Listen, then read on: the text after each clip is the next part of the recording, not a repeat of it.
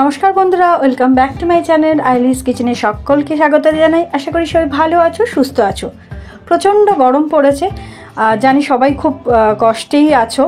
তা এই আমের টকটা আমি ভীষণ এই গরমের সময় বানাই, মনকে এবং প্রাণকে ঠান্ডা করতে এর জুড়ি মেলা ভার। তো আজকে তোমাদের সাথে সেই আমের টকই শেয়ার করব। তাহলে চলো প্রসেসটা শুরু করা যাক। টক করতে প্রথমে আমি দেখুন আমগুলোকে কেটে নিয়েছি। এইগুলো আঠিগুলো কাটতে পারিনি বলে ওই রকমভাবেই রেখে দিয়েছি। এই আমটাকে কাটার পর আমি ভালো করে জলে ধুয়ে কিছুক্ষণ ভিজিয়ে রেখেছিলাম, যাতে এক্সট্রা কষ বা এক্সট্রা কিছু থাকলে ওগুলো যাতে পরিষ্কার হয়ে যায়। হ্যাঁ, সেটা ধুয়ে নিয়েছি। এবার কড়াইতে আমি সরষের তেল দিয়েছি। এটা কিন্তু সরষের তেলে করলেই ভালো হবে। 1 চামচের মতন সরষের তেল দিলাম।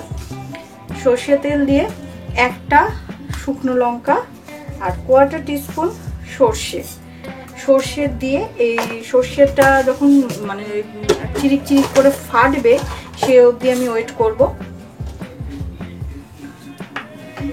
আমের টক আমার ভীষণ ভালো লাগে খেতে। আপনাদের কার কার ভালো লাগে আমাকে কিন্তু অবশ্যই কমেন্ট করে জানাবেন এই আমের টক কার কার ভালো লাগে।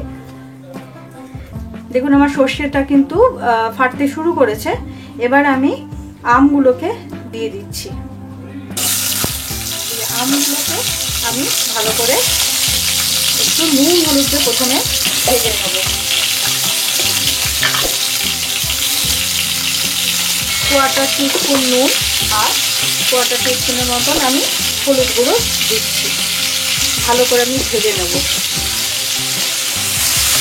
যা গরম পড়েছে, এরকম যদি আমের টক থাকে পাতে তো খুবই ভালো লাগে, আর শরীরও খুব ঠান্ডা হয়ে যায়।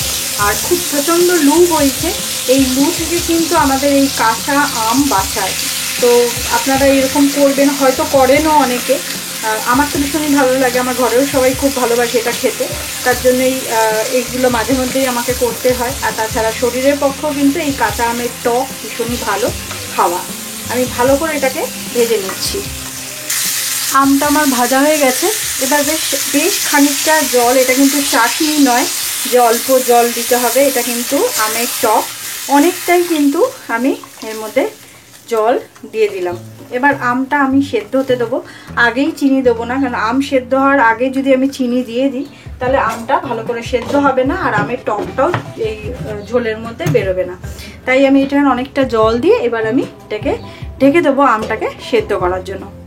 আমটা সেদ্ধ হয়ে গেলে আমি ব্যাক করছি।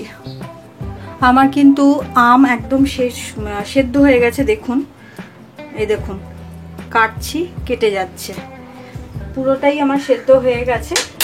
আমি এবার এতে চিনি দিয়ে দেবো। আমি ঝোলটা কিন্তু রাখবো, আমার এই ঝোলটা বেশি অনেকটাই ভালো লাগে। আর এতে খুব বেশি চিনি নয়, 100 গ্রাম মতন আম আছে। 3খানা মিডিয়াম সাইজের আম আমি কেটেছিলাম। 100 গ্রামের মতন আমি চিনি দিয়ে দেবো। এবার চিনিটা গলা অবধি আমি ওয়েট করব। আমার আজকের ভিডিও যদি আপনাদের ভালো লেগে থাকে তাহলে অবশ্যই একটা লাইক করে দেবেন। আপনাদের লাইক আমাকে অনেকটা ইন্সপায়ার করে। আর যদি অনেক ভালো লেগে থাকে, বন্ধু বান্ধব ফ্যামিলির সাথে বেশি বেশি করে শেয়ার করে দেবেন। আর যদি আমার চ্যানেল আজকে নতুন বন্ধু হয়ে থাকেন, আমাকে এর আগে ভিডিও দেখেননি, যদি আজকে ভিডিওটা ভালো লাগে সাবস্ক্রাইব করে আমার পাশে থাকবেন। সাবস্ক্রাইব করার পর পাশের যে অল বাটনটা আছে সেটা কিন্তু ক্লিক করতে ভুলবেন না, তাহলে যখন যে আমি ভিডিও দেবো সেই মুহূর্তে আপনাদের কাছে পৌঁছে যাবে। তা চিনিটা গলা অবধি আমি একটু ওয়েট করছি। আমার আমের টক কিন্তু একদম রেডি, চিনিটাও মেল্ট হয়ে গেছে, একদম পারফেক্ট নুন মিষ্টি হয়েছে। খুব বেশি মিষ্টি কিন্তু এটা ভালো লাগে না, অল্প অল্প টক টক একটু নুনতা, সেটা বেশি ভালো লাগে।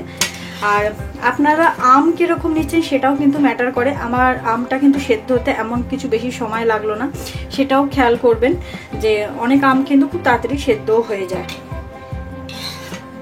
আমার এই আমের টক একদম কমপ্লিট হয়ে গেছে, রেডি টু সার্ভ। এবার আমি নামিয়ে নেব।